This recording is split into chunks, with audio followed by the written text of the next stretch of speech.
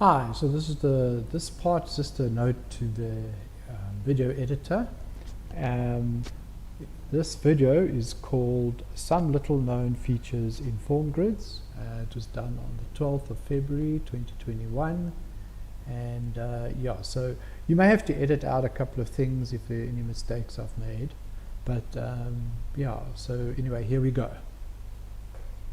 Hi Formgridians, this is a tutorial which we have called Some Little Known Features in Formgrids.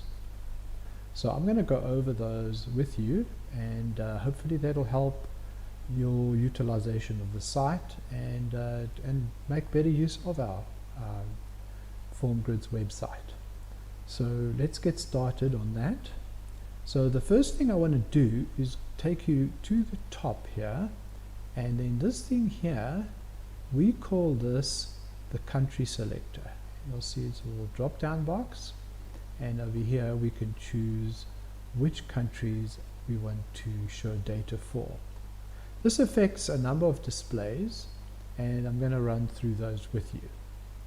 So the first thing I'm going to do is I'm going to show you how it affects the front page. Now in this particular case, had we had other racing like Zimbabwean or Mauritian racing, if you showed all countries, they would be listed amongst the South African racing over here. But since there aren't any of those races, you won't see that. However, if you chose a country such as Zimbabwe, for example, and say there were Zimbabwean races, it would then exclude all the other countries and show only Zimbabwean racing. Now this is not the only thing on the front page that this selector affects, but let's say we're going to go down to the recent winners, and notice that the recent winners are only Zimbabwean racing. That's races that are shown, and there's 1, 2, 3, 4, 5, so these are the top 5 recent winners. Now if I had chosen South Africa, these would be the top 5 South African racing. If it was Mauritius, there would be the top 5 Mauritian racing. Now to get a more comprehensive view of that, I'm actually going to take you, and we're going to click the More button. So this is the more comprehensive screen for the recent winners, in which case we're going to be showing the 100 most recent winners. And this kind of clearly shows, because over here you can see the country we've selected is Zimbabwe, so it shows only Zimbabwean racing, and there aren't nearly enough to make up 100. But let's change this to South Africa, and you will see that there'll definitely be 100 races over here. Alright, and similarly if we chose Mauritius, we would have, but there aren't any. So let's go back to South Africa, and so that is one area that gets affected by the drop-down menu, but this isn't the only areas. These are not the only areas by far. So let's go and let's look at results. So if we click on results, you'll see that if we chose South Africa, we'll only have South African racing listed over here, and you'll see that the drop-down menu will only include South African venues. Even if we chose all, it would still only be South African venues. If we chose another country, like Zimbabwe, we will have only Zimbabwean racing. If we chose Mauritius, we will only have Mauritian racing. Since there aren't any, it's not going to show any. However, if there were, that would show up, and if we showed all countries, you'll see that the Zimbabwean racing will be intermixed with the South African racing. So it's up to you what you would want in this particular case. Okay, so that's how it affects the results. Now, it also affects the race cards. So if we go to race cards, and let's assume that we had Mauritian or Zimbabwean races coming up, it would show these as well. But since there aren't any, it doesn't list those countries' races at this point. However, later on when we have multiple countries, then this would really be a fantastic feature to limit the racing to a particular country and not overwhelm you with information. Although even today it's quite useful. Let's say you were a particular fan of Zimbabwean racing, that would make this a very easy choice for you. Go look at Zimbabwe and you'll see, well, there's no racing today. So let's go back to all countries. Now the next thing that is affected is the length behind tool. In this particular case, it's only this drop down menu, and for some reason this doesn't show up on this type of video, but you just would click down and it would show you the list of venues, and if you chose only South Africa, it would choose only South African venues. Other than that, there's not any other effect here. However, the next one, which are the form lines, this goes a little bit deeper. So aside from the venue selection, you can also, it also affects the actual report. So if we chose, I'm going to just choose 3 months.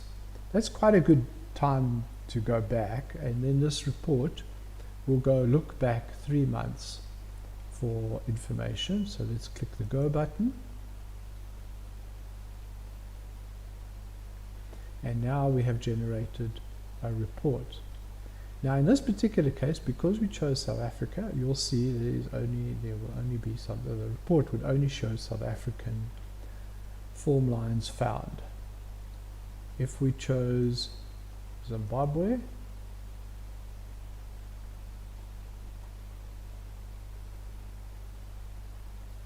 then we would only find Zimbabwean racing here. And if similarly, if we chose Mauritius, we would see only Mauritius racing here. And if you chose all countries, you would see there would be the form line results from all the countries that we have on our system. And just to show you, I'm going to just use a browser feature. So one of the features in the browser is that you can press Ctrl F and you can then choose what to search for on your page. And in this particular case, because since we had all countries, I just decided to look for Borrowdale, and we're just going to look for it, and you'll see that Borrowdale will be mixed up with the South African racing. If we went back and we chose South Africa only, and let's do the browser feature once again, and you'll see there's no Borrowdales at all. So if we search, we won't find Borrowdale in this listing at all. Okay, so that takes care of the drop down box. So the next thing we're going to look at is I just wanted to show you that on the top bar here we have a number of icons that are useful. This one will take us to the home page, as you can see here. This one will take you to the mobile device, and this will be useful to you. So if you open the site on the mobile device, it will automatically go to this form first, but you can always go and click full site and view the full site on a mobile device as well. However, this is designed to fit onto a mobile device. How this could be useful to you is, let's say for some reason you have like either low data or very poor data connection, then this version of the site loads much quicker and uses up a lot less data. So that's just a little tip for you if you're ever in that situation. So let's go to the full site. And if we move along, we will see here, this shows the who is logged in. So I've already pre-logged in when I started this video. But if you click this, when you are logged in, it would just show you your login information, what your username is, and also what capacity, which in this case I'm logged in as a subscriber.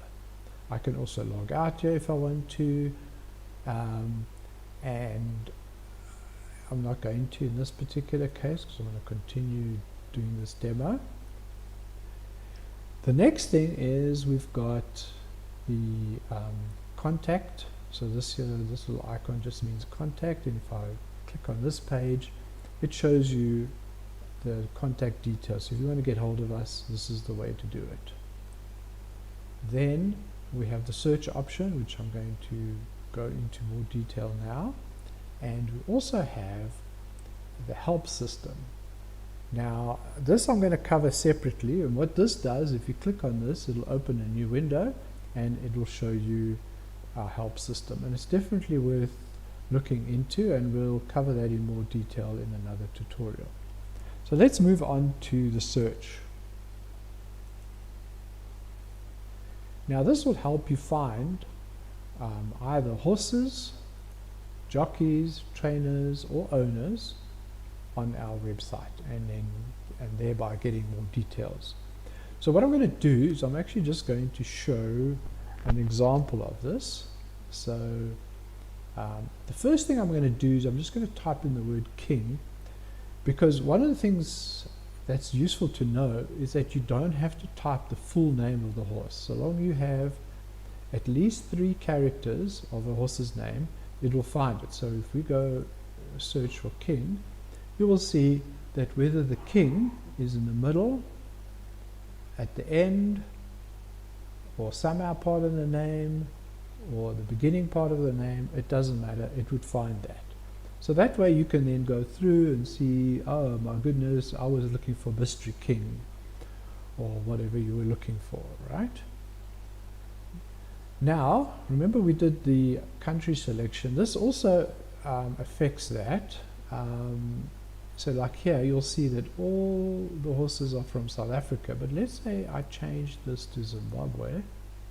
It would then show you the horses that are in Zimbabwe with the word king, and similarly if you went to Mauritius it would do the same thing. And if you did all countries, it would be a mixture of them, and you'll then see the difference by looking at the flags. Alright, so let's take another example. So I'm going to use a horse that's actually going to be running. So this is Adios, and type that in, and we're going to search that. In this particular case, it does the same thing. Remember when we did king, but we only have 2 horses with Adios in the name anyway, and it finds both of them. So now if you click on what you have found, you can get the horse's history, and whichever horse you chose, right? Now we also have different views. Let's say we want to see where is this horse carded, and you can see that in this case it's going to run tomorrow at Kenilworth. It's owned by Candace Bass Robinson, and it's going to be ridden by Aldo Donmeyer. So you can quickly see, and also these are all linkable, so you can get your jockey information by clicking here.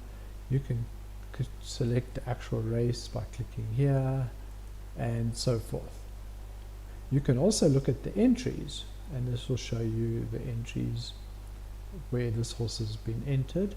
In this particular case, the entries for Kenilworth for tomorrow is still there, so it's found that one. But this horse has also been entered into a future race, so it could be quite useful to you that way.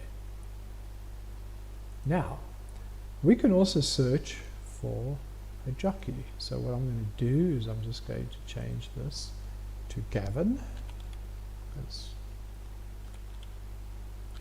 and we're going to look for Gavin, and in this case there's only one Gavin, and we all know him, Gavin Larena. And if you click on Gavin Larena, you'll see his history. You can also see the carded races where he's going to be riding. So there's quite a few here. On the 13th in Turfentine, and then the 16th and the 18th at the Vaal, and which horses he's going to ride, with some with the trainer information as well. We can also see in this case, the jockey, note the message here, the jockey information is not in the entries, so you will not find any information here. We can also search for trainer. So in this particular case, let's find de Kock. You all know Mike de Kock, so we're going to search for him, and there we go. So he obviously has done some racing in Zimbabwe as well, but let's change this to South Africa alone, and you'll see that it then shows you only his South African racing. And if you click on here, you'll get the history, his history of his horses that he's run. And this will be a subject of another tutorial, this particular how we use that history. And we can also see where the horses he's entered, where they have been carded, and we can see those, which horses and which races, etc., and which jockeys are going to be riding that horse. And similarly, we can find where these horses have been entered. Now let's go to owner. Now in the case of owner, and I'm going to search as well for de Kock because he happens to be an owner as well. This is a little bit more complicated because the owners are often in syndicates. So you'll see that by searching de Kock, we find that he is he's part of many syndicates, and I think somewhere you'll see that he's also on his own over here. And so he's the sole owner of the horse, or he's with in partnership with other owners. And you can select any of these and get the history for the horses that are owned by these folk. And you can also go with the owners, you can look at carded, and it'll see which owners have actually got carded runners at this time, and also which owners have entries at this time. So as you can see, this is quite useful, and you can find a lot of things. And of course, as always, we will accept any suggestions or anything, and I'll definitely have a look at it. I can't promise that I will add it to the system. It may either be, they may not be possible for whatever reason, but we'll certainly look at it, and we definitely like to get a feedback from what you think. So this is the search system. Now, just to end off this particular presentation, I'm now going to go and just show you something in race cards. Now, this is a little feature that not many people will have noticed or use, but this is one way that you can go and find race cards of races that have already happened. So you want to go back in time. Let's say we want to go a week ago. It will then show you all the race cards from a week ago. Now, there may be a number of reasons for your study that you may want to do that. I think when I put this system together, there was some reason we needed that, and it's quite useful to be able to go back to an old race card. Also keep in mind that you can also get to a race card from a result as well. So there's two different ways to find old race cards.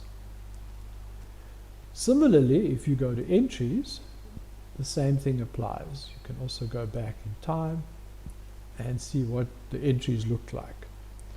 I just added it because there wasn't really any reason not to, and because it's a very similar type of arrangement as with race cards.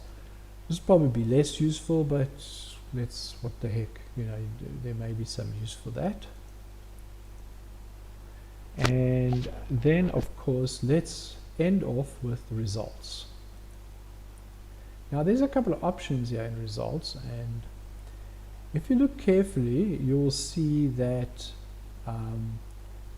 we have different types of displays. We have the detailed display, which is this one here, and quite a few people like this because it's got the most amount of information.